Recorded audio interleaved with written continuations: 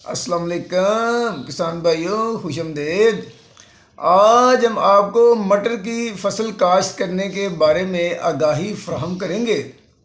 जैसा कि आप जानते हैं कि मटर की सब्ज़ी का इस्तेमाल सर्दियों की सब्जियों में होता है और लोग इसको बहुत शौक़ से खाते हैं और ये कम अरसे में तैयार होने वाली फसल है जिससे ज़मीन भी जल्दी खाली हो जाती है और किसानों को अच्छा खासा मुनाफा भी हो जाता है। अब आ जाते हैं कि मटर की काश्त के लिए कौन सा मौसम जो है वो बेहतर होता है। मौसम के हिसाब से जब टेम्परेचर 30 डिग्री सेंटीग्रेड हो जाए तो मटर की काश्त जो है उसको शुरू कर देना चाहिए। जिन इलाकों में मौसम जल्दी ठंडा हो जाए वहाँ जल्दी से काश्त शुरू हो जाती है और जिन इलाकों में देर से मौसम ठंडा होता है वहाँ देर से काश्त शुरू हो जाती है। इसके काश्त के लिए ज़रखेज़ मैरा ज़मीन हो तो बहुत मौजूद है और इसके अलावा बाकी ज़मीनों में भी कलराठी और सेम ज़रा ज़मीनों के अलावा तकरीबन ज़मीनों हर ज़मीन पर काश्त हो सकती है। हम इसकी काश्त को दो हिस्सों में तकसीम करते हैं। नंबर 1 अगेती काश्त और नंबर 2 पछेती काश्त। अगेती काश्त जो है वो सितंबर के आखिर में यानी 20 सितंबर से लेकर 10 अक्टूबर तक मुकम्मल कर लेनी चाहिए। तो इसके बाद हो जाती है मटर की पछेती काश्त, वो 20 अक्टूबर से 10 नवंबर तक की जा सकती है। यानी कि अगेती और पछेती काश्त के दरमियान 1 महीने का ही वक्फा होता है। अगेती मटर की फसल काश्त करने के लिए आपको अगेती काश्त वाले बीज ही लेने चाहिए। तो इसमें एक आ जाती है सठा बीज, उसको कहते हैं 60 दिन में वो फसल तैयार हो जाती है, वो बीज भी किसान लगाते हैं। अगेती फसल काश्त करने का बड़ा फ़ायदा जो ये होता है कि मटर की फसल 50 दिन के बाद तकरीबन ना मंडी में आ जाती है, तो उस वक्त मटर का रेट ज़्यादा होता है जिससे किसानों को ज़्यादा मुनाफा मिलता है। इसलिए वो ना अगेती फसल ही काश्त करने को ज़्यादा तरजीह देते हैं। तो अगेती फसल काश्त करने के लिए बीज थोड़ा ज़्यादा डालना पड़ता है और उसके अलावा जो ना फसल का अगेती काश्त में थोड़ा झाड़ पछेती काश्त की निस्बत कम होता है, लेकिन चूंकि उस वक्त रेट ज़्यादा होता है इसलिए इस ना झाड़ कम होने का ज़िम्मेदार को कुछ ख़ास फ़र्क नहीं पड़ता है। अगेती फसल काश्त करने के लिए 35 से 40 किलो बीज जो है ना वो दरकार होता है। अब आ जाते हैं पछेती काश्त की तरफ। पछेती काश्त का दुरानिया तकरीबन 3 माह या इससे कुछ दिन ऊपर का होता है। ये मटर ज़्यादा देर तक चलते रहते हैं, फसल की पैदावार भी ज़्यादा होती है। अगेती फसल की निस्बत एक तुड़ाई भी ज़्यादा हो जाती है। तकरीबन जो पछेती फसल है इसकी 3 तुड़ाइयाँ होती हैं, जो अगेती फसल है उसकी 2 ही तुड़ाइयाँ होती हैं।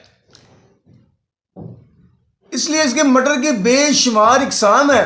तो आप जब बीज खरीदने जाएंगे तो अच्छी किस्म का ही बीज लें। अगर अगेती लगानी है तो अगेती के हिसाब से बीज खरीद लें, अगर पछेती फसल लगानी है तो पछेती फसल के हिसाब से ही अच्छी कंपनी का अच्छी वैरायटी वाला ही बीज खरीदें। फसल काश्त करने के लिए 25 से 30 किलो जो बीज है ना वो दरकार होता है, क्योंकि उस वक्त पौधों का अगाव बहुत ज़्यादा होता है, बीज का अगाव बहुत ज़्यादा होता है, तो इसलिए बीज कम लगता है।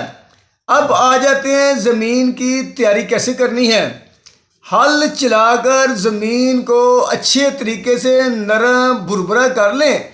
ढेले और रोड़े जो है ना वो ज़मीन के अंदर ना रहें।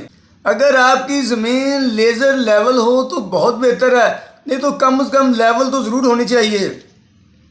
उसके बाद आम सब्जियों की तरह जैसे आलू वगैरह लगाने के लिए खेलें बनाई जाती हैं, इसी तरह ही खेलें बना लेनी है और हाथों की मदद से खेलों के दोनों जानब 3 से 4 इंच के फासले पर बीज लगाते जाना है। हर सुराख के अंदर 2 बीज लगाए जाते हैं और उसके बाद पानी लगा दिया जाता है।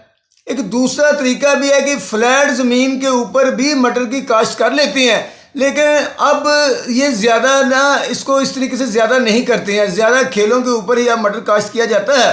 बीज लगाने के बाद आपने ज़मीन को पानी लगा देना है और उसमें ये एहतियात करनी है कि जो पानी आप लोगों ने लगाया है उसका बस वत्तर ही बीज तक पहुँचे। बीज जो है ना पानी के अंदर डूबे ना पाए, तो इससे बेहतर उगाव होगा। अब आ जाते हैं कि खादें कौन सी डालनी है। आपने ज़मीन की तैयारी के वक्त 2 बोरी DAP और 1 बोरी SOP की डालनी है।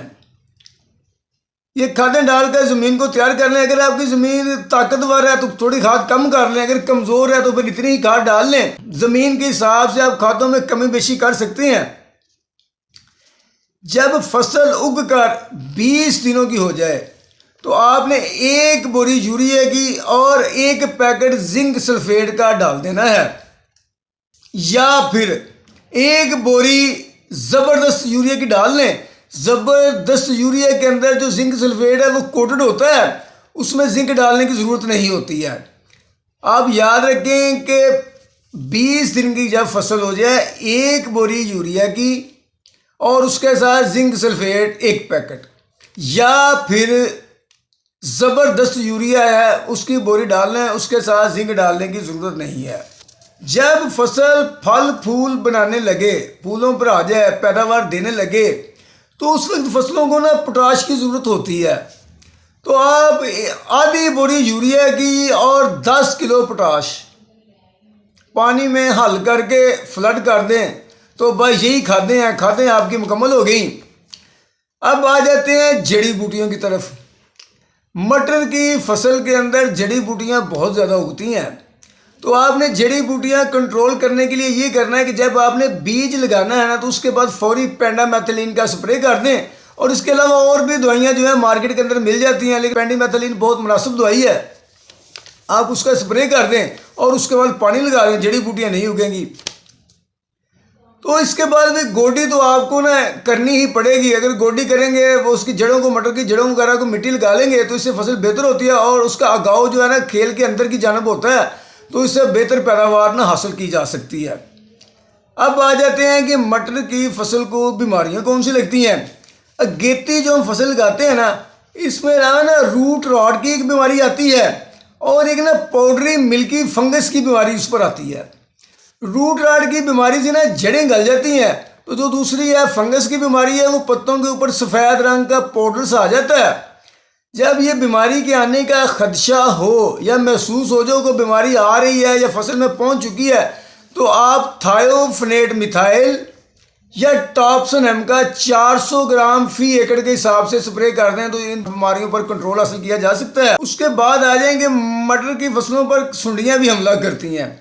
मटर की फसल पर कट वर्म भी आ सकता है, ये फसल को काटता है नीचे की जानिब से। आप इसके लिए 1.5 से 2 लीटर क्लोरोपेरिफास जो है ना वो फ्लड कर दे पानी के साथ, ये कट वर्म ना कंट्रोल हो जाएगा। उसके अलावा ना मटर की फसल पर छोटी बड़ी सुंडियाँ, लश्करी सुंडी, तेला वगैरह भी आ सकता है। अगर सुंडियाँ वगैरह आ जाएं तो आप ल्यूफिनोरान का स्प्रे कर लें, एमामेक्टिन का कर लें या क्लोरोपेरिफास का स्प्रे कर लें, तो उससे सुंडियाँ जो है ना बर वक्त कंट्रोल हो जाएंगी।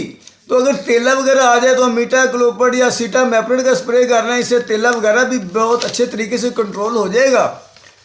तो नाज़रीन, इस तरह आपकी जो मटर की फसल है ना, ये आपको अच्छा झाड़ दे सकती है। बस इसमें कोई ख़ास ख्याल रखने वाली कोई बात नहीं है। पानी का, खाद का ख्याल रखें। 45-50 दिन के बाद ये फसल मार्केट में आना शुरू हो जाती है और किसान की आमदनी शुरू हो जाती है। और बाज़ का जो किसान है ना वो गंदम भी लगा लेते हैं दरमियान में टाइम निकाल कर। जो उन्होंने अगली काश्त की होती है ना चावल की, उसके बाद मटर लगाकर उसके बाद ना गंदम भी लगा लेते हैं, तो वो अगेती काश्त कर लेते हैं। तो उनको चाहिए जो 60 दिन वाली इकसाम है ना वही लगाएं, वो जल्दी तैयार हो जाती है। तो नाज़रीन, इसके साथ ही अगर आपको ये वीडियो पसंद आई है तो प्लीज़ इसको लाइक और शेयर ज़रूर करें और प्लीज़ हमारे चैनल को सब्सक्राइब ज़रूर कर दें। अल्लाह हाफिज़।